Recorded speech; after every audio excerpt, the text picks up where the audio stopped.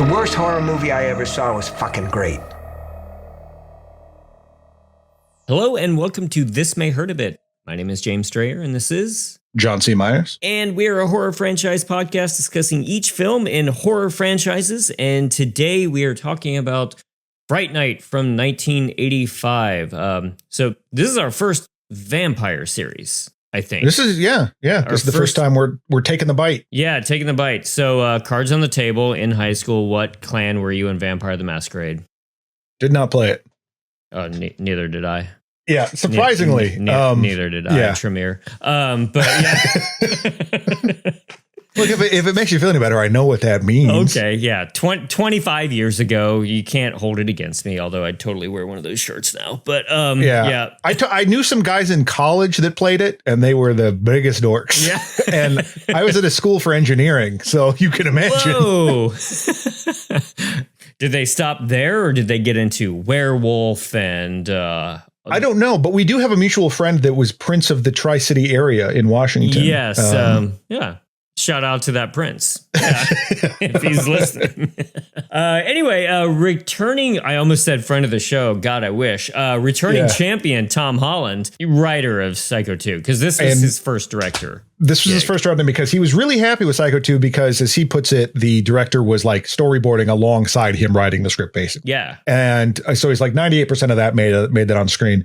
Yeah, by the time this had come out, like he'd already written like Class of 1984, Psycho 2, and while he was working on Cloak and Dagger, which is a fun film about child endangerment, he came up with the idea for this, but he decided to direct it because he wrote another movie called Scream for Help that he was really unhappy with how it turned out. Right. And so it was like, all right, well, I'm the only one that can speak my vision into reality. Yeah, classic frustrated writer. And then that's when you, A, write what you're the most passionate about, and B, write to a budget so that you can get the okay to come on as a first-time director. Yeah, and that actually brought Chris Sarandon, who they eventually got to be Jerry Dandridge, the vampire in this, not stoked to work with a first-time director. Yes. By that point, his career's like, oh, man, I don't know if I can deal with this again. And when he wrote his own script, oh, great. Yeah. And he had had a miserable experience with horror previously with The Sentinel, directed by Michael Winner, who also directed Scream for Help, which is what made Tom Holland mad. So maybe they just bonded over together about like, look, I don't like that guy. Yeah, here's everything I'm going to do that he didn't do. Tom Holland, who I'm sure we will be talking about him, whenever we do the Child's Play movies, because he went on to direct that as well. So he never quite ascended to that John Carpenter, Tobe Hooper, Mount Rushmore type of thing, but he's almost kind of like that second tier horror directors, and he seems so delightful in his own right. Like I listened to some interviews with him. He's a storyteller for sure. Yeah, he has a very Robert Forster quality to him. Sure. That I enjoy. He seems to also do a lot lighter fare, like a lot. There's elements of comedy, particularly in this one.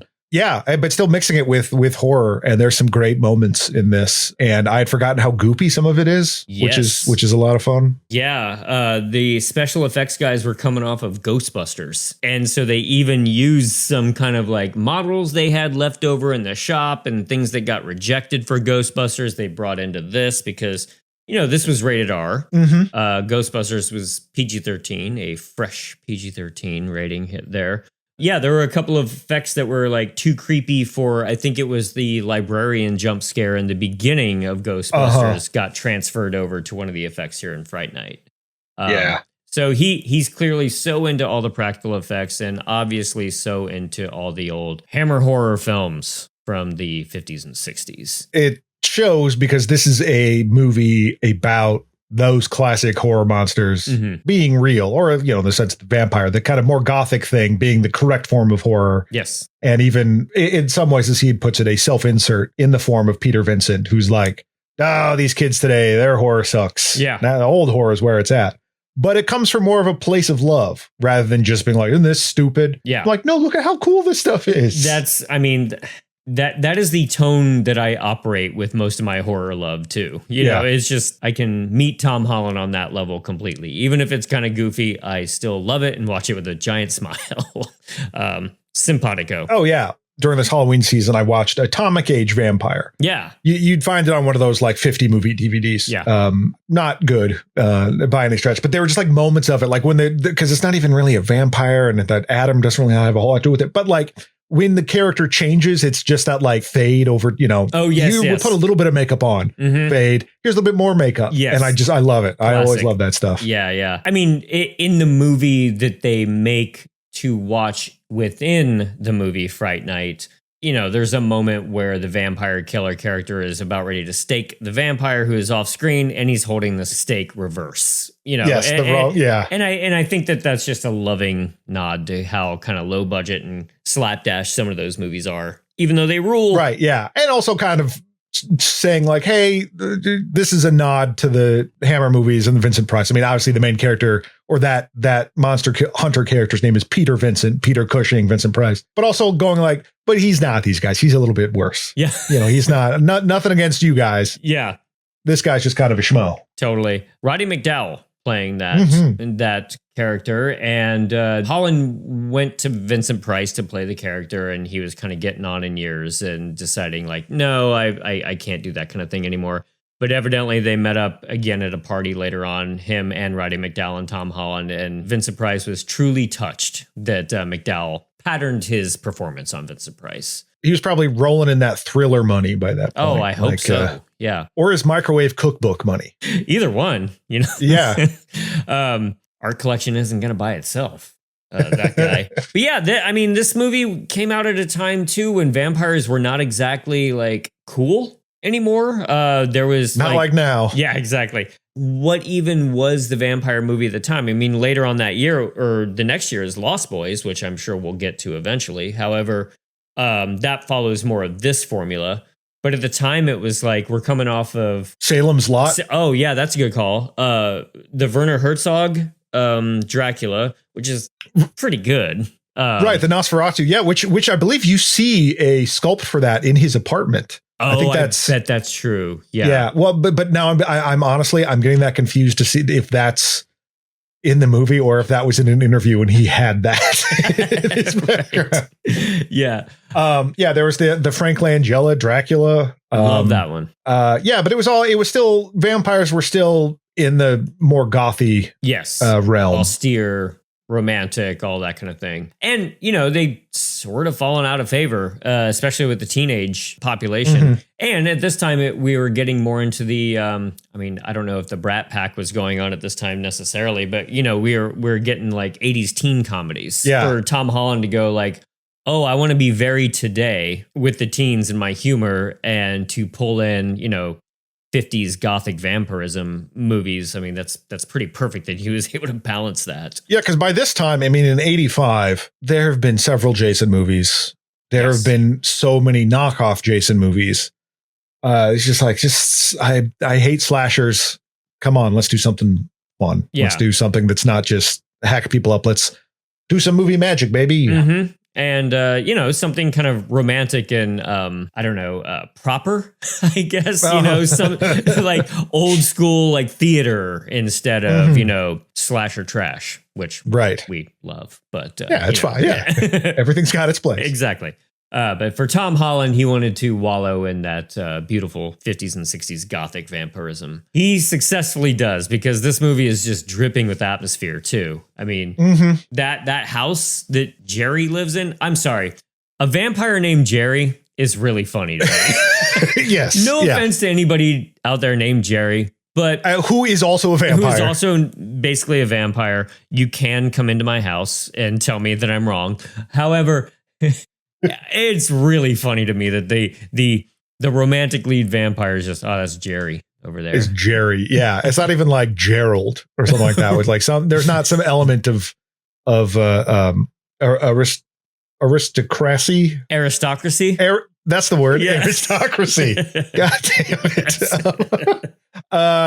To it. Like he's very human, and that was a big thing for Chris Sarandon to play him like as a guy, to have like this human element to him, and he doesn't have that like hoity-toityness that a lot of vampires have. Right, and we'll talk about that as we get on into it. But he's still elegant you know, in that 1980s, I still wear a brown trench coat sort of way.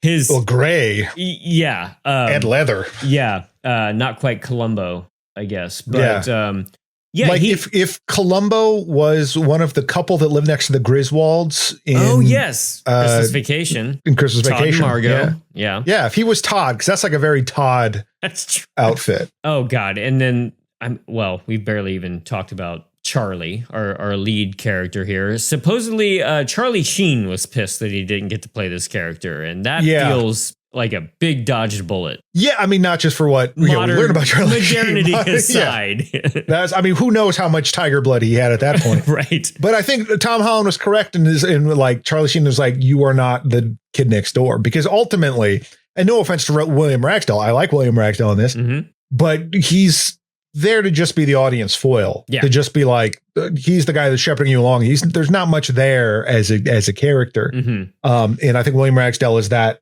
I don't want to say benign, but like empty vessel. Yeah, a little bit. Cause like he much, but there's just not a lot to this guy. Like he doesn't really have friends. Yeah. He has a girlfriend and then a guy that they barely tolerate each other. Yeah. And that's it. Right. So he's not like Mr. Popular. Right. Yeah. Yeah, you're right. His two characteristics is he enjoys monster movies late at night, and he wants to have sex with his girlfriend, and like is kind of pushy about it. So that's our hero. Yeah, teen boy, and his best bud, Evil Ed. Standout performance of the movie, I would argue. There's just line delivery that he puts out that I don't know if anybody else would have been able to accomplish that, you know, and it somehow doesn't sound forced to me. Stephen Jeffries as Evil Ed is just one of cinema's greatest twerps. Yeah. Upsetting. He'll put to use also in Robert Englund's 976 Evil. But does a great job. It actually read initially for Charlie Brewster. Yeah. And I saw a panel with him where he was like, he couldn't understand when they told him no, he couldn't understand why they thought he would be the guy that would be this annoying twerp. And he's like, but it all worked out. Right. Yeah. But yeah, no, he's really great. It's like you can see why he's ostracized by people, but you also get that like, no, he's a decent guy. Yeah. He's a little odd. There were definitely kids that went to my high school that I sort of fascinated by, but kept at arm's length. One kid comes to mind. We just called him Creepy Kid. Yeah, this is very similar to Evil Ed, but maybe not as lovable, I guess. But yeah, it's a little anonymizing. You know, he's the creepy kid. There's Ed. There's at least a name there. That's his name. Yeah. You didn't even bother to learn that guy's name. No, I didn't. I just know he wore a dish glove on his left hand. Very Twin Peaks: The Return, actually. Wait a minute. Yes, no joke. and there's no understanding why. Like, did he ever say like, no, I just don't want to touch anything? Oh no, there were. I shook hands with Captain Picard, and I never want to wash it. No, he said that if he took the glove off, then the seven circles of hell would open up, and he didn't want to allow that to happen. Okay. Yeah, so we didn't talk to him very much after we found that out. Yeah, man, good luck to that guy. Hope that all worked out. I don't know where he is now. He huffed a lot of gas. Anyway, so he's in the Trump administration. Right. I think he's Secretary of Transportation now. That sounds about right. Or he's advisor to Peter Thiel with the whole hell thing. Then we've got Amy, the long-suffering girlfriend of Charlie. And she's pretty great, although tragic towards the end. Great makeup job. Oh, yeah. Goes down in horror history, frankly. Yeah, Amanda Bierce as Amy is great. And I love that, like, this is also back when, are you playing a teenager? What are you, 29? Yeah, that's fine. Yeah. But I like them both in this. And it's very funny because I mainly know her as Marcy Darcy from Married with Children, that sitcom. She was the annoying neighbor. Yes. Yeah. And so to see her like not be a browbeating, jerk, it's funny, but I like her a lot in this. Again, has this kind of, very innocent girl next door kind of thing without being too on the nose about it. From the start, it borrows a lot of kind of Rear Window, which is not surprising considering Tom Holland was probably a giant Hitchcock fan, wrote Psycho 2, obviously. So like it's got an awful lot of Rear Window. And in the opening run of scenes, it's basically Charlie just saying like, oh my God, there's somebody wheeling a casket into a basement and nobody will believe me. I just think that's such a a genius setup for a coming of age horror movie. They've got his Renfields basically like hauling a casket into the basement. He and his girlfriend are watching the titular Fright Night, which is a late night horror movie show. And back in the day, I mean, anyone that's familiar with Elvira or that kind of thing, they would have a lot of regional, I think there were some bigger ones, but a lot of regional areas had like late night horror hosts. There was one in Omaha that ended before I was aware enough of it. I think it ended in 1981 called Dr. Sanguinary. Nice. And some people have revived it fairly recently. I think they're still operating with it, but like Sven Gulli or Elvira, and they would generally be these kind of wacky hosts that would host the monster movie.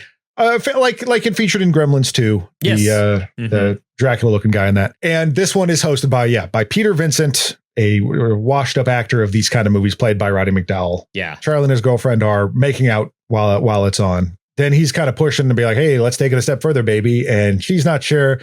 And then when she's finally like, okay, maybe this is the time, he's already like looking out the window and is excited by vampires, the possibility of people moving in caskets next door. Right. So yeah, a teen boy is enthralled by another man across the street rather than his girlfriend right there. And we'll get into that subtext perhaps a little bit later. Yes. Yeah, but this kicks off a series of scenes where I guess what I like about this setup is there's not a mystery. They don't play like two sides, which would get really annoying really quickly.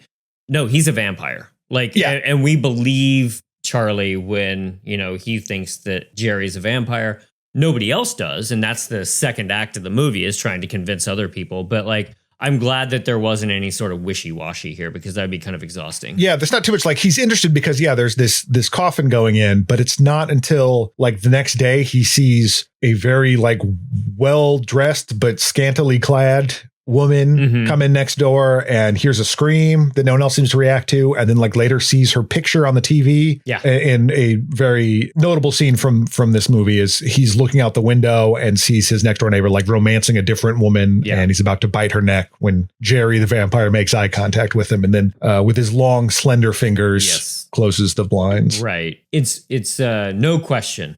And that's when Charlie spills the beans to, he goes directly to his mom and says oh my God, there's a vampire next door, to his girlfriend, to Evil Ed, everyone. Yeah. What I love is when he goes to his mom, he's like, there's a vampire next door. She's like, no, they gay. Yeah. And he's like, no, right. They're not gay. Yeah. And then my particular favorite thing is when he sees him about to bite the other woman, the known prostitute, as they call. He's a vampire. I gotta go tell someone. And the next day, just he's rolling up to the house with a detective. Yes. But that guy's whatever. I saw just a weirdo that's there's a murder. I will believe whatever. Let's go. Yeah, exactly. I just love how gung ho that guy is. He's prove me wrong. Right. And when they go inside to take a look, it's during the daytime, and Jerry the vampire must be asleep, must be in his coffins, because we are greeted by Billy, I believe his name is. Billy Cole. Yeah, Billy Cole. This actor, evidently, I kind of love this because this actor used to be in the Groundlings. And when he got the sides for this, he was just like, well, I'm going to play this kind of funny. Because I can't play this scene like I'm guilty, because then the detective would just jump on it. So that just started this kind of dynamic between him and Charlie, that he's just bullying Charlie the entire movie, and it's really funny. The bag I saw had a body in it, not trash. You actually see the body, Charlie? Well, no, but... Okay. Look, let me take you out back. I'll show you the bags they're put in the garbage. Okay, let's see him. Look, I can prove he's lying. Let's look in the basement instead. What's down there, Charlie? Yes, Charlie. What's down there? Yeah, he's like, yo, you're a vampire. He's like, yeah, okay, buddy. That's not crazy. Rather than what? Yes. Me? Yeah. You get the sense quickly that he takes care of Jerry, keeps people at bay, unpacks. I can't remember what they say the business is necessarily, but it's just he's a live-in carpenter, I think is their excuse. Yeah, that Jerry's away on a business trip. Yeah. Yeah, that he's his roommate, but it's all fine. Mm-hmm. You know, his mom and his girlfriend doesn't believe him. He goes to Evil Ed, and Evil Ed is like on board. He's a little skeptical, I think, but he's also just like, well, here's what you got to do. Then get some garlic. Links are the stuff you can wear around your neck and hang from your window. If he comes for you, that'll be the way. Then, of course, there's holy water. But you got to get a priest to say a blessing over it first. The funny thing about his performance in that scene to me is just that I'm not convinced that Evil Ed believes what he's saying necessarily either. I think he's just sort of like humoring Charlie and reciting all this stuff. He's like, crosses. Yeah, it's like this is okay. We've both seen the same movies. Obviously, this is what you need, and this is kind of a newer thing in terms of horror, like that sort of meta horror. There's an argument to be made that horror is routinely self-reflective, but I think this so often in these movies, you think about something like The Walking Dead, where they don't know what zombies are. Right. They've never seen a zombie movie. Mm-hmm. People reacting to like this thing being real without knowing what it is ahead of time. Sure. You know, and this later is repeated in something like Scream, where you have Jamie Kennedy talking about the rules of avoiding a slasher and or killer, all that. But this is a fun way to go about that. Yeah. Is that it's like, yeah, we know what these rules are, but like none of this stuff's real. Totally. This is dumb, but fine. Yeah. You'd have to throw holy water at it. And you have to believe with true faith, you know, you have to believe, which, man, that's messy. But well, I'll get into that later. Right. I do enjoy in this scene, though, where Evil Ed is talking, that he just says he doesn't want to be called evil anymore. And that's kind of sweet. Yeah, like that's a routine thing. Yeah, because he gets mad whenever they call him that. And you kind of wonder what the provenance of that is, because like Charlie also really likes horror movies and stuff like that. What did Ed do? Yeah. Charlie goes home and finds that his mother has invited Jerry over. The next door neighbor, the fascinating man. But yeah, this isn't just a fun scene, obviously, because Jerry really plays on the whole, like, now that I've been invited in, you know, I will be seeing you often. Which is great. So like, yeah, the one of the rules of being a vampire is you can't go in unless you're invited. His mother has invited the new neighbor in. The neighbor is aware. Jerry's already aware of what Charlie tried to pull earlier that day. But the way that he is very threatening about it in this still kind of friendly manner, but like the subtext there like reads, there's a lot more, not I don't want to say like there's this threatening gay subtext, but there's like a real threatening thing about you next door neighbor, like, now that I've come in, I'm going to come bother your teenage son all the time. Yes, yeah. You're right. You're quite right. Of course, now that I've been made welcome, I'll probably drop by quite a bit. In fact, anytime I feel like it. But it was the 80s, so like, yeah, sure. It's come on over. Yeah. Be neighborly. Don't text first. It's fine. Just knock. Just you have popover privileges. Yes. Do I? But yeah, but he's to your house. Oh, to my house? No, absolutely no one does. Okay, gotcha. It's a whole compound. Yeah. Like, not that you accept my divinity. But he's great in that scene, like, because he's weirdly threatening to Charlie, but in still kind of a friendly way, just like almost just like a flexing kind of way. Like, look, I can do this now. Yes. You want to just lay off? Right. Yeah. It's more of like a shakedown kind of thing. Like, oh, it'd be a shame if someone bit you and turned you into a vampire and sucked your blood. Or did that Maybe to your you mom. leave me alone. Yeah. But he does double down on it, because that night Jerry does visit Charlie in his room. Yeah. And really makes it plain. I enjoy the fact that he doesn't kill him there or like get too violent with him. He's just like, okay, I know that you know. Yeah. You know that I know that I know. And we need to be cool about this, right? Yeah, but like ultimately he just wants to be left alone. Yes. He's like, look, I don't want to, because if I kill you, then that's going to like bring more heat on me. Just don't worry about it. Yeah. This isn't your problem. I won't kill anyone you know. Yeah. Let's just relax. Leave me alone. Right. Getting kind of on Jerry's side during this movie. I just want to sleep in my coffin and be left alone. That sounds kind of amazing. Look, I have to kill prostitutes. Yes, okay. Right. That is my cross to bear. Yes. I mean, speaking of crosses, do not hold one up, please. I mean, not really one, but yeah. You know, in this scene, Charlie does end up stabbing him with a pencil after he's like held up by his throat. So like he does have an interaction that is clearly like supernatural. pulls the pencil, serves as a lame stake, you know, and he pulls it out and he's fine. But it is the first time that Jerry like reveals his monster face, his monster vampire face, and it looks kind of crappy, but I love it. You know, it's not that scary, but I think it's pretty neat. I'm always a fan of that mode of vampire of like when it's time to vamp out, I get evil. Yeah, like I change shape. Like I can't like this is just another glamour that I'm doing. Right. And that I can't hold that together when I'm in full vampire mode. Totally. And later when he becomes, like fully evil, he's got that. He just becomes freakish looking. And I like that. Yeah. At this point, Charlie's just like, I don't know who else to turn to. I got to go to Peter Vincent. You know, you're out of ideas. The only thing you can do, accost an old man in a parking lot. Yes. I mean, an old man coming out of his job at the public access television station. Yeah. Where he just got fired. I believe in vampires.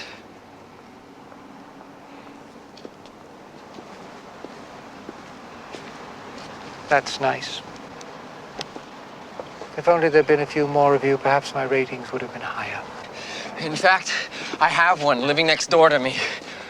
Would you help me kill him? Pardon me. And he just implores him to help with Jerry, and he doesn't give him the time of day. Just kind of drives off. Yeah, because he's like, I believe vampires are real. He's like, hey, that's great, buddy. Yeah. That's cool. Right. Why don't you stay a safe distance away from me? Right. Probably not the first person that's come up to him in that fashion. But it's probably been a while. Yeah, that's true. That's true. You know. Yeah. And he doesn't know how to handle it. Yeah. Charlie doesn't do so well with this kind of rejection. He thinks, you know, he's got to just take it on his own. So Amy and Evil Ed come over to visit him that night, and he's just sharpening steaks. He's got garlic hanging everywhere. For some reason, he's got candles lit. Yeah, he's got a billion candles. Like, yeah. Look, the problem is that I don't live inside a Meatloaf video. Like that makes me susceptible. Right. He's ready to go charging in, and Amy does, you know, just like, hey, genius, it's almost nightfall. Yeah. You missed your opportunity for the day. Well, and they've also figured out, they're like, hey, you know what might be helpful is if we get this guy, you know, he's a fan of that Fright Night guy. Maybe we can get him to kind of convince him. And they bring that up. He's like, yeah, I already talked to him. Like, of course you have. Right. It's like, wouldn't you be a little bit embarrassed to admit that you've already accosted the old man? Yeah. Yeah. Yeah. Because like, that's such a bizarre thing. Like, okay, this guy that played a character in in movies. Yeah. I'll bet he believes vampires are real. I mean, that's just such a great jump to go to. Totally. Charlie's so far gone in this obsession already. Again, I really like how fast paced this is. You know, Charlie is at probably the 40-minute mark. He's ready to go charging in to the mansion. Amy and Evil Ed take it upon themselves to go see Peter Vincent. We discover that Peter Vincent is already going to get evicted from his apartment. And the moment he finds out that Amy has a $500 savings bond, he is willing to put on an act for the sake of Charlie. Yeah, because he's not going for it. He's like, oh, man, your friend is nuts. Yeah. I don't really want to deal with it. Oh, you have money. Okay, yes. I'm down like $500, which I mean, I don't know what inflation. I think that's like $3 billion today. Yeah. But he's like, he's sold 100%. Right. And I got confused a little bit because the notice for the eviction is written in a very Gothic font. Yes. And so is that like a prop from a movie or, oh no, it's actually from the courts. Peter Vincent does show up in the next scene, and he's just like, all right, I am here to administer the vampire test. They call up Jerry. Oh, yes. And try to be like, hey, I know this guy's behind you. We're trying to help out our friend. And Jerry, I love Jerry's dodge of like, oh, I'm born again, so I find crosses to be unacceptable, which is weird to think about. Yeah, I don't know how that tracks, but I don't know enough about the kind of born again side of things. Like, I thought they would be extra into crosses, but you'd think. But I mean, not to steal that old Bill Hicks joke about just like it is weird that the thing that killed him that we're like, no, it's that's what our symbol for our guy. But so he and then they're like, well, what about holy water? It's just tap water, but we're just going to pretend. Because obviously this stuff isn't real. We don't, what else why would we have you drink actual holy water? Right. We're just trying to convince our insane friend to be less insane. Yeah. Jerry walks downstairs when they all arrive, and he's eating an apple. And he eats an apple a few times during this movie. Yes. I don't know. It's just one of those dumb actor things. And people will find any justification that you possibly can for anything in movie making. I've been there several times. So they decided that Jerry has a little bit of fruit bat in him. Yes. And that's it. That's why he likes to eat apples. Yeah, sure. Why not? Yeah. It's fun to watch a vampire movie and decide like what parts of ancient lore do they take from.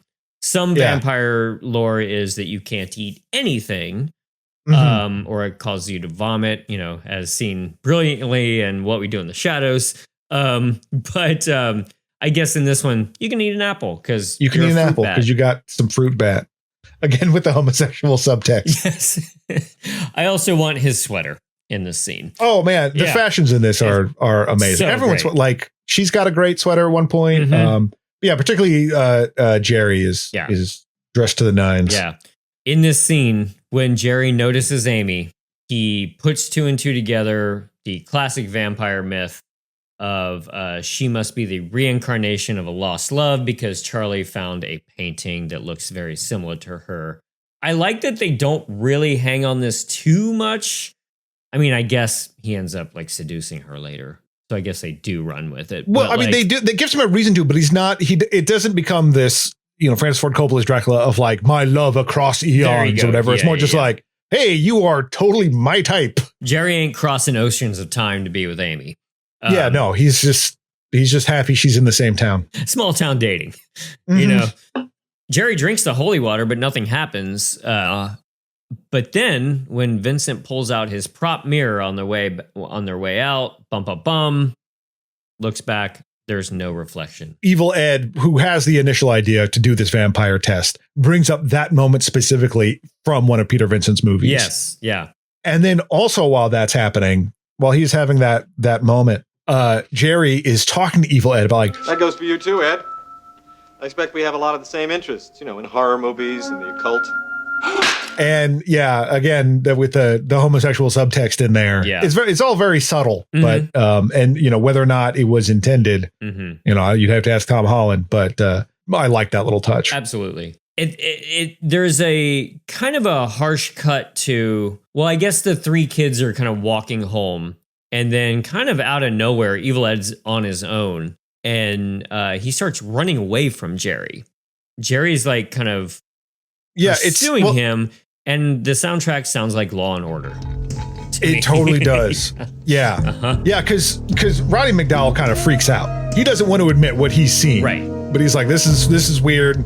I don't know. Evil Ed and them kind of like they butt heads a little bit, him and Charlie. Yeah. And then Evil Ed walks out his own. And it's a really kind of like dreamlike removal of him because he's just he's like, nuts to you, and like walks away and walks under this I think it's like a walkway or something, a fire escape, and then like the camera moves and all of a sudden he's on his own and there's Jerry just standing right there. Right. And he turns and looks back at the he's not looking at the camera, he's looking at the, to see if anyone's there, but he does have this kind of like Blue Tarski look at the camera kind of bit like, here we go, folks. Yep. Yeah. It's implied that like, Jerry is like hunting him down. I think he even says stuff like, you don't have to be alone anymore. We can be together. You don't have to be afraid of me. I know what it's like being different. Only they won't pick on you anymore or beat you up. I'll see to that. But then we end up cutting to Evil Ed going to see Vincent, and he's been bitten. And it's revealed then that he's got the fangs, and he makes moves towards Vincent, who ends up burning him with a cross. Yes, which will lead me to my question of faith thing. But before I get to that, I do want to talk about, so again, like with this sort of queer subtext that's in this movie. Yeah. You have these two men meeting in a dark alley. Yes. And one man going like, look, hey, no one understands you like I do. And I can make this all like, you can be yourself with me. And this is all cool. And then Stephen Jeffries was still is a queer actor. And, in the 80s, that wasn't cool. I don't know how open he was. Yeah. He kind of struggled with that in his career. And in the 90s ended up doing some gay pornography, then kind of came back to trying to do more mainstream acting. And as we mentioned, there's like the mom being like, oh, these two men moved in next door, they must be gay. Yeah. But I do like the idea of someone watching this movie and picking up on the gay subtext, but like mistaking, like combining with a vampire subtext and just thinking like, oh, all gay people have extreme healing powers. Yeah. They dress real well. They will steal your girlfriend and they eat nothing but apples. That's how you can tell. And they have great sweaters. And they have great sweaters. Most of the time. Yeah. But yeah, so he, after that moment, then Evil Ed, they're like, then Jerry moves on them and then they run away. And then, Evil Ed shows up at Peter Vincent's house and ends up vamping out at him. And Peter Vincent touches his head with a cross and burns him.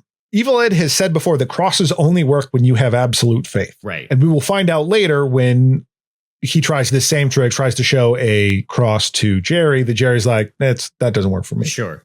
So I wonder if, because as we'll learn with the other Renfield, he's not really, I don't know it's never really clear what Billy Cole is. That like, is it because he's kind of an underling that the cross just affects him regardless? Oh, like he doesn't have like, he's more affected by it because he's not powerful enough. Because he's not powerful enough that you can just like, well, if it's a cross, it's just going to get you. Yeah. Or it's just the idea that in the heat of the moment, I guess, like if you already like, oh, I guess vampires exist.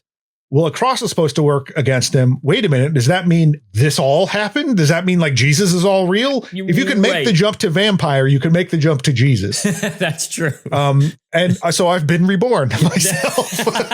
And that is the name of my book. It's I'm on the cover. You can make the jump to vampire. But yeah, because it is just like, if you convince yourself in that moment that this is supposed to work, I believe that this is supposed to work. Sure. Or is it like, no, you have to fully believe in Jesus and I can somehow tell? Sure. The correct answer is whatever the script needs. Whatever Tom Holland needs you to believe in now, But it's a fun thing to think about. Absolutely. Yeah. Speaking of the gay subtext as well, like Roddy McDowall was an out actor at the time. I think he was out. I read somewhere that he during production of this, he loved to throw parties for the cast and crew each week. And he would have one night, he would have a party for all the straight people. And then he would have a party for all the gay people and all of his gay friends in LA. And Holland was invited to both and said, gay parties are more fun. For sure. Yeah. Yeah. That's I mean, I really get the sense that everyone had a really good time working on this. Yes, I mean, Tom Holland has said that it's tons of fun, and they all later at like in 2008 recorded pirate commentaries for the DVD because whatever release like wasn't doing any extra stuff. And they're like, well, this is bullshit. We want to talk about this movie. That's cool. Yeah. Good for them. And I think you can still, the site that was hosting them is long gone, but you can still find them floating around. Oh, yeah. So anyway, Charlie and Amy are hiding out in a club after Jerry has turned Evil Ed. Jerry wants to go to the club too. So there's nothing else to do. So he ends up appearing in the club and doing a classic vampire, from a distance, like the thrall type of thing to Amy, and slowly seduces her on the dance floor. Yeah, I really like this scene. It's great. It's very fun. I mean, the soundtrack is some great 80s synth stuff. Yeah. I had also read that this was the same location that they had shot the Frankie Goes to Hollywood section for Body Double. Oh, yes. Yeah, that this was like basically the same location. So they're like, great, it's kind of already built out for this. We can use it. Yeah. But I really like it because, he really entices her from a distance. Mm-hmm. And then the sort of seduction dance, there's a back and forth there. It's not just him being like, come to me. And she does there's something like where he's going to bite her neck and she pulls away. And then like she's kind of in control or seemingly. And as her hair gets more and more like spiky and frazzled. Heck yeah. And then as she's and he's like spinning her around the floor and she's spinning and she keeps seeing in the mirrors that it's just her. Yes. That there's no one there. Yeah. And so she's kind of having this realization, but also completely entranced. And it's this very dreamy bit. And I thought it worked really, really well. Absolutely. It's such a great, modern at the time, like 1980s version of the Victorian ball. Totally. Where the vampire would be. Now our Victorian balls are, smoke-filled nightclubs in cities, but fine. That's the translation. Yeah, I was trying to think of an example like, oh yeah, like and all I could think of was Dracula Dead and Loving It, which is a much later movie. Great movie. And a wonderful film. But true yeah, to Bram Stoker. And I'm not being facetious. Oh yeah. Yeah. But so he absconds with her, but not before he's stopped by Charlie. Tries to stop him, and he's like, whatever, get out of here, kid. And then the bouncers step in, and he makes quick work of him. For a guy that's been trying to like lay low, he's kind of like, all right, I found my type. Yep, I'm loving this. Maybe I got to go somewhere else, but that's fine. I got a partner I can roll with now. Totally. So I got to move. It's a hassle, but it was worth it. And so now he's like totally vamping out and like picks up. Like vamps out on one guy, but then like there's a huge dude blocking his path, picks him up by the neck and then throws him. And the effect doesn't fully work, but I still like what they were going for, where he's sliding across the floor. The camera's above, pointing down, and it's like following him as he slides across the floor. Good fun. Yeah. 1, maybe 2 skateboards under the man, to just sort of like pull him across. Just a team of grips. Right. Yeah. Causes a panic. Jerry absconds with Amy. Charlie has nowhere else to go, so he goes right to Peter. And we're kind of going back and forth between Charlie convincing Peter that it's time to actually help him, and Jerry biting Amy during a bit of a sex scene back at his house. I mean, I think this again speaks to Amy not being this like, oh, my love from across time. Is that he's not like, oh, I'll just put you in these ancient Victorian dresses. He's like, no, I'm going to put you with this Marilyn Monroe thing because I always thought she was hot. Totally. She's wearing this totally like the 7-year itch. Yes. White dress thing. Right. Yeah. Smooching and seduction between the two of them. But this time he's really much more in control, but she's definitely under his thrall. And yeah, she's into it enough that she can be into it, I guess. Yeah. And I love the shot when he bites of just the rivulets of blood going down her back. Yes. Yeah. Very evocative image. Peter Vincent nervously enters the house. He's on board now. And it was only at this point where I was just like, oh, the giant staircase in front of that's kind of the centerpiece of this set is just like the Psycho house with the giant staircase. So I was like waiting for somebody to fall backwards. Like the one do the Martin Balsam. Yeah. They climb the staircase together. Jerry emerges. Can't remember if he's got an apple or not, but he crumbles across that Vincent pulls out, and this reveals that Vincent has no faith now.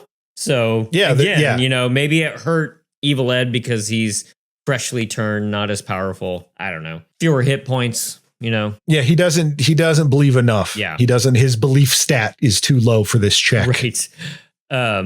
Evil Ed is hiding under Charlie's mother's bed for some reason. Yeah.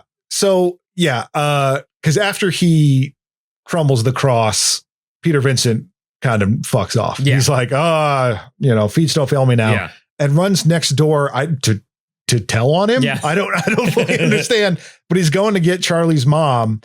And she had dropped this message earlier. She kind of mentions this in a throwaway line that she's working nights now. Oh, yeah. And when he goes to the bedroom to find her, there's Evil Ed wearing like this Raggedy Ann wig. Totally. It's just this red yarn. But he's like, hey, it's me. Ha ha. I tried to come get her, but she works nights. And I don't know where she works. So I'm just going to be here. So they have another fight. And this time, Evil Ed can turn into a wolf. Is chasing after Peter Vincent, run down the hallway to get him, and Peter Vincent ends up stabbing him with a piece of the banister from the second floor. Evil Ed goes flying over that edge, and it takes a long time to die. Yes, and they do a reverse werewolf change, which I love because so often. But American Werewolf in London had already done oh my god, look at this amazing werewolf transformation, and that really to me, and then we'll get into it when we do an actual werewolf series, but so werewolf movies really come down to the transformation. 100%. Yeah. That's such a big thing of it. And this reverse transformation is so good. Yes. I love every moment of it. And it's goop that's forming back into his hand. Yes.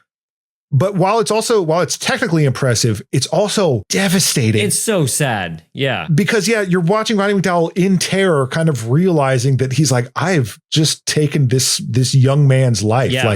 I was in danger and I reacted. But Ed is, particularly as the more he becomes human, the more he seems to be suffering.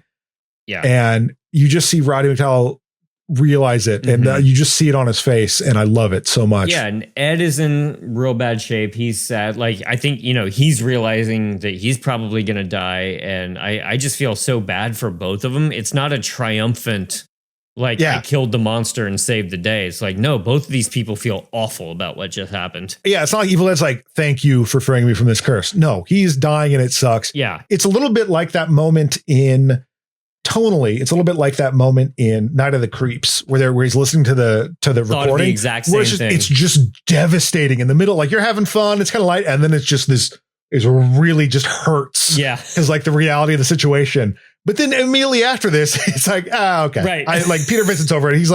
He realizes, he's like, holy shit, I'm around a new dead teenager. I gotta get out of here. Get out of this house. Yeah.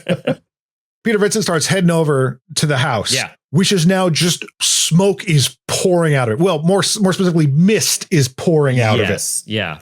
It's so cool because it's just falling off the eaves. Right. And just completely shrouded in mist. Mm-hmm. Of course, no one else is noticing this, but right. he's just like, all right, fuck it, gotta go in there. Yeah. And that's when he encounters Billy Cole. This is my calling. Any house that looks like this, I need to go inside and investigate. Charlie finds Amy bitten. Then it goes to Billy walking up the main stairs. Vincent pulls out a gun, shoots him in the head. Vincent does shoot a few more times, and finally Charlie ends up putting a stake through Billy's heart. And this is where Billy just completely starts melting, turning into this ghoul, and then just kind of just body melts on the stairs. And it's wonderful. Because again, it's not really clear what exactly he is. Yeah.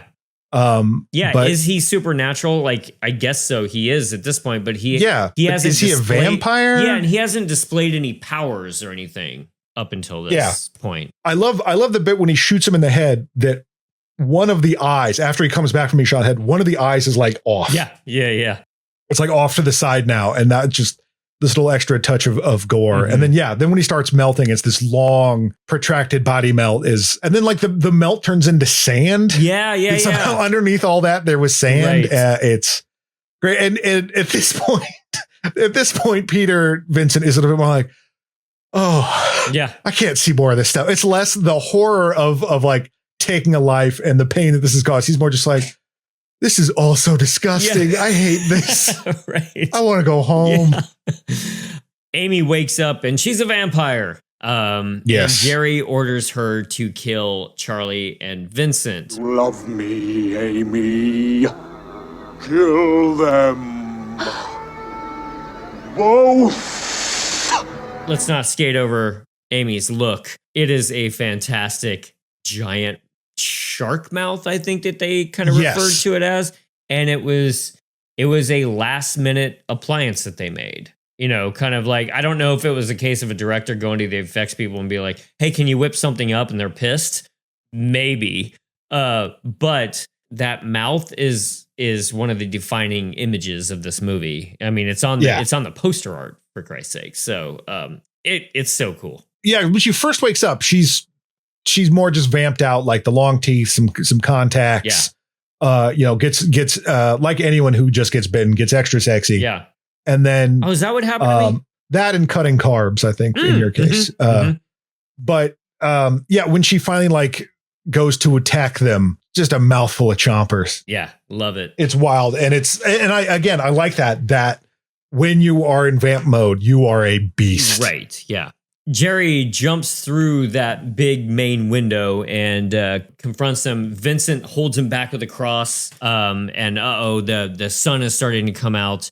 At this point, he turns into a bat again. He did this earlier in the film, and we just got bat vision, like bat POV, which was fun.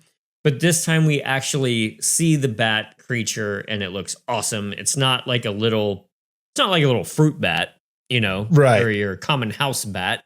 This is a creepy, nasty, rubber monster version, and it's great. Yeah, well, the transformation is also great because you just see it as the shadow, and it sort of looks like one of the ghosts from Fantasia Night on Bald Mountain bit. As he's like, he's kind of like swooping down, and the shadow morphs into the bat shadow. Right. And then the bat flies away, and it's real gnarly looking. Love that guy. Yeah. Yeah, so you get one big last final goopy monster at the end. But at this point, they all converge down in the basement and they realize, oh gosh, I mean, lest we forget, yes, Amy has turned all sexy and she does yell, "You promise you wouldn't let him get me," which is another kind of like gut punch, like emotional bit out of this movie. Yeah, which you wonder, like, is that quote unquote the real Amy calling out, or is that just like manipulation? Yeah, for sure. But yeah, they're going to get, because Jerry's like, I got to get to my coffin. I got to sleep. I'm sure this will all blow over. I'll find another Billy in the morning. Yeah, it'll be fine. Peter Vincent drives in a stake. Not enough things do this. And I think this is very important, particularly for vampire movies, is to have the vampire rise out of the coffin from his ankles. Love it. Just that straight up. Yep. Mm-hmm. That is old classic monster stuff. Yeah. And I love it every time I see it. But I do love that Tom Holland kept that for the very end, because he rises up in that erect form, bursts into flames, turns into a weirdo skeleton, and then explodes. Yes, because they much like the end of Gremlins, they just flood the place with light, and he can't escape it. It's a great vampire death. Mm-hmm. Yeah, because they like, when they finally hit him with the major blast of light, it propels him backwards. Right. Like you just got shot by your dad in a druid ceremony in Warlock 2. Yes. But yeah, then he turns into this awesome looking skeleton thing, and then just blows up. And I love that creepy skeleton. Oh yeah. It's all kind of like the skeleton's all like misshapen and droopy in a weird way. It's just like all the sexiness of the vampire just goes away as soon as it becomes like fully vamp mode. And I love that. Yeah. You like him in beast mode. I like a beast mode vampire. Yeah. Movie ends and we hear Evil Ed laughing at the end, which I don't know. Like, I get that this movie is going for the more like kind of fun, lighthearted thing, but you know, if you're going to kill Evil Ed, just like have the balls to commit to it, you know? Yeah, it is. It's unfortunate that for like what a great scene that was, that like the sad and heart wrenching, like that his death, it doesn't mean, I mean, they already kind of went, well, Peter Vincent's already kind of over it. Yeah. But like to be like, no, it didn't mean anything. Yeah. But you think D&D rules. He got killed in like wild shape form. Oh. And so all that does is convert him back into his regular form. Okay. I guess I can go with that. Yeah, it's dumb. Yeah. It does. Yeah, it doesn't really make any sense. Mm-hmm. But also, like, I guess he lives in that house now. I don't know right how probate court's going to handle that. Yeah, but whatever, it's fine. It's a neat little button on the end. That's something other than just like a James Bond ending of him being like, well, I'm going to have sex now. Sure. Yeah, Charlie can't do that because, Amy's a vampire. Right. Well, Amy's fine now because you killed the main vampire. Right. There you go. Evil Ed's not. I forget why that happens. I feel like there's a hand wavy excuse for that. Yeah, something like that. Because they have I don't know why. Mm-hmm. I mean, that last little bit, it is fun. I like the effects, but it really kind of goes on for a long time. It's like, all right, well, we finally got him. Oh no, it's the sun's up. Oh, now he's going to go downstairs. Yeah. Okay, now we're going to, the sun's up. Oh, now I got to bust all these windows. Mm-hmm. It kind of like is the same thing again and again. It's a little shaggy there, but it's still, the effects are great and I'm having a good time watching it. Yeah, for sure. Since you mentioned that, like that was kind of one of my criticisms watching it this time. Like this movie is just over an hour and 40. I think you could trim out 8 minutes of this movie and get it to a really tight 90-minute good time. Not that I can't sit through a mood piece, of course, but like I think you could trim out a little bit to make this. Yeah, I just think that quicker clip that it loses a little bit in the last section where, like I said, it just kind of is spinning its wheels a little bit. But understandable why this movie did as well as it did. Tom Holland, one of the reasons he liked working on this movie was that like this is a first time director. We don't really care. It's, there's not really big budget problems, not a huge amount of budget. There's not like giant stars in it. So he's not getting a lot of Hollywood attention. The attention that was going on was for a different movie called Perfect. Yes. With John Travolta and Jamie Lee Curtis, which James and I have both seen. Yeah. And you should watch it, listeners. Yeah, it's a great movie about an article about aerobics. Yeah. And like, can a guy write an article about aerobics? Mm-hmm. I mean, if it gives you a chance to ogle John Travolta and Jamie Lee Curtis, if go with God on that one, but that's not a good movie. A lot of it's thrusting. Very bad. A lot of thrusting. Yeah. Could have called it thrusting. That would have been, well, I'm going to guess that by that time, that title had been taken. Probably from something that Gregory, what's his name, was in. Evil Ed was in. Yes, probably. Yes. But yeah, so he got away with just kind of being able to do a bit more of what he wanted. Right. Yeah. And so I had a great time making it. And yeah, the fun seems to have translated to the screen. Yeah. All right, let's honor our dead. Cheryl Lane, played by Heidi Sorensen. Vampire Bite. Bouncer, played by Nick Savage. Throat slit by claws. Bouncer, played by Ernie Holmes. Choked to death. Evil Ed, played by Stephen Jeffries. Turned to vampire, stake in heart. Billy Cole, played by Jonathan Stark. Stake in the heart, melts. Jerry Dandridge, played by Chris Sarandon. Stake in the heart, sunlight. Yeah, good, great movie. A horror movie, a horror comedy that is both horrific and funny, which is, as people love to point out, is rare to get both of those at the same time. And I don't know if you've ever heard this observation before, especially on a podcast, John, but, horror and comedy are very similar. I don't know. Oh, I never really thought about that. Never really before. thought about that one? Yeah. No, that's very smart of you to mention that. Anyway, but yeah, this movie is like horrific and funny at the same time, and right, without getting too slapsticky. Nothing. I mean, obviously, I love a good wacky slapstick stuff too. But Tom Holland decided one of his main influences being Abbott and Costello meet Frankenstein. Yeah. It's a fun adventure without being too. It doesn't go too far in one direction or the other. Although, like I said, it's a lot goopier and gorier than I was expecting in places. Sure, and I mean, well, this is a great case of somebody finding the humor without taking the piss out of something that they love. Like they're not making fun of Hammer horror movies at all. They're showing it with love, and it's a little goofy, and that's fine. And that's what we love about it. It's like, that's why I like this stuff. Yeah. That's so much what we talk about on this podcast. It's like, yeah, this stuff's stupid, but it's great. Yes. It's like, it's not always like, oh, these people are idiots. They didn't know what they were doing. Right. It's, people are having fun, and, that campy element can definitely be a part of it. And there's conventions around this movie, and like, it has such a dedicated fan following. Yeah. I think there's like a 5-hour documentary about just this movie on Screambox. I think it's in like 2 parts or something like that. I was like, yeah, I should watch that before we record, and I did not get around to watching 5 hours of making of footage of that. Yeah, you're so cool, Brewster. The story of Fright Night. Yeah, there we go. Maybe I'll watch that by the time we wrap up. But well, it's about Fright Night and Fright Night 2. Oh, there we go. So, yeah, first time listeners, we're gonna roll right into Fright Night 2 in a couple of weeks. So, I have not seen that one. So, I've only seen this one and the remake. So I'm excited to see the sequel of this. See if it stands up. Yeah, Tom Holland is not returning to direct.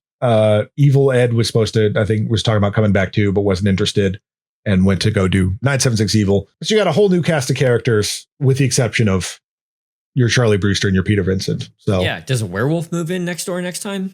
Like, yeah, I'd be kind of into that. That'd be pretty great. It's just he just keeps getting monsters moving in next door. Just all the Universal monsters end up getting Frankenstein's monster. Also, you never heard that one before either. I have not. I'm unfamiliar with that entirely. Yeah. But I like the idea that it becomes increasingly hard to believe in because these things keep happening.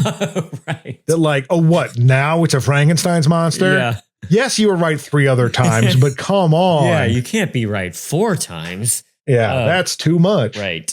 All right, everyone. I'm sure most of the people listening to this like this movie.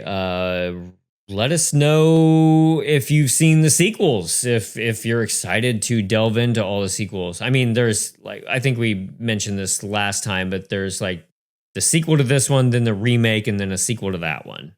To that one, which I don't think is his remake of the second of the sequel. Exactly. Yeah. Yeah. So, I don't know. We'll see. But Yeah, we'll get into it all, of course. And in the meantime, you can find us at This May Hurt a Bit Pod on Instagram. You can email us at thismayhurtabitpod@gmail.com. And you can find us at This May Hurt a Bit on YouTube. So fire up that sequel and watch Fright Night Part 2 with us. And we'll see you in a couple of weeks. Good night. Good night. This has been a Caretaker Press production. It was produced by James Strayer and edited by John C. Myers. Logo by Ethan Kimberling and music by Michael Arthur Holloway, who you can find on Bandcamp. Follow us on Instagram at This May Hurt a Bit Pod and email us at thismayhurtabitpod@gmail.com. Give us a 5-star review over on your favorite podcast app, and we'll see you next time.